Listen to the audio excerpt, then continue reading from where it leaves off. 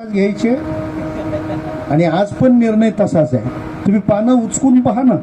कुणी मरो, पोती पोती म्हणजे पुण्यतिथी, कुणी पण मरो पुण्यतिथी असं नाही आहे. श्राद्ध आणि पुण्यतिथीतला फरक मी आपल्याला एका वाक्यात सांगू.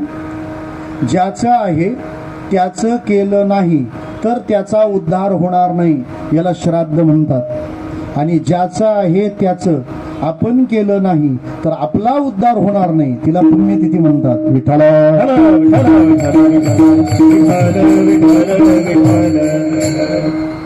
रनआउटला रिप्ले द्यावा लागतो, कारण ते डाऊटफुल राहील. नाही तर ज्याचं आहे त्याचं आपण केलं नाही तर त्याचा उद्धार होणार नाही.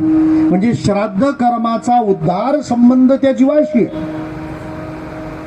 अर्जुन युद्ध नाकारण्याच्या कारणांपैकी जे कारण सांगतो, शंकरो नरकायैव कुलघ्नानां कुलस्य च पतन्ति पितरो हेषां मुक्तपिंडोदक क्रिया. बऱ्याच लोकांना वाटतं ना पुण्यतिथी म्हणजे ट्रेंड आहे. अरे ट्रेंड नाही, हे कल्चर आहे, ही संस्कृती आहे. एक जण मला म्हणाला, मग त्या अमेरिकेत पुण्यतिथी नसते. अरे ती बारीक आहेत अजून. विठ्ठला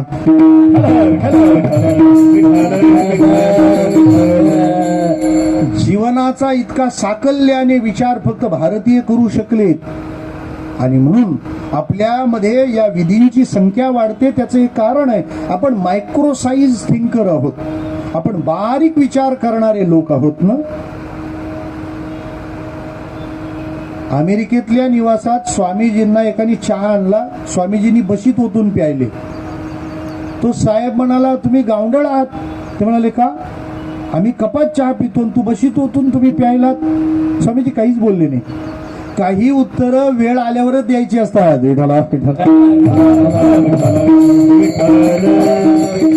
आणि तेवढं थांबण्याची तयारी ठेवायची असते. स्वामीजी काही बोलले नाही. 1-2 मिनिटात एक पाहुणा आला. पाहुणा आल्याबरोबर स्वामीजींनी बशीतला चहा पिताना कप त्याच्या हातात दिला, प्या.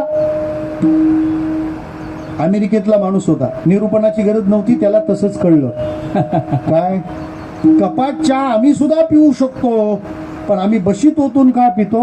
हा पिता पिता जर माझा कोणी सोयरा स्नेही आला तर त्याला द्यायला त्या क्षणाला काहीतरी पाहिजे. कल्चर. विठ्ठला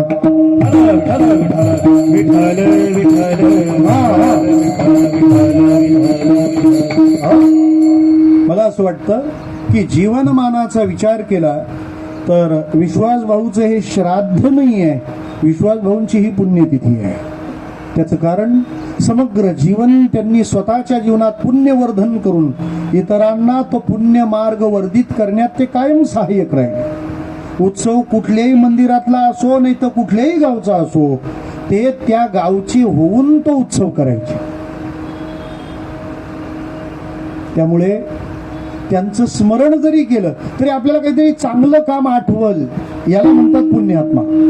परत बोलू, त्या माणसाची आठवण केली तर आपल्याला चांगलं करावंसं वाटलं की समजायचं तो पुण्यात्मा. आपली आठवण केली तर लोकांना सप्ता पाडावा वाटतो. विठ्ठला म्हणजे आपण पुण्यात्मा आहोत का पापात्मा? तुम्ही, मी तर बसलेल्या प्रत्येकाला आव्हान करीन, तुम्ही विश्वास भाऊंची आठवण करा. एखादी पडलेली उलटी सुलटी खुर्ची नीट करावी वाटेल, तुम्ही त्यांचं स्मरण करा, पंक्तीत पाणीच वाढावं वाटेल.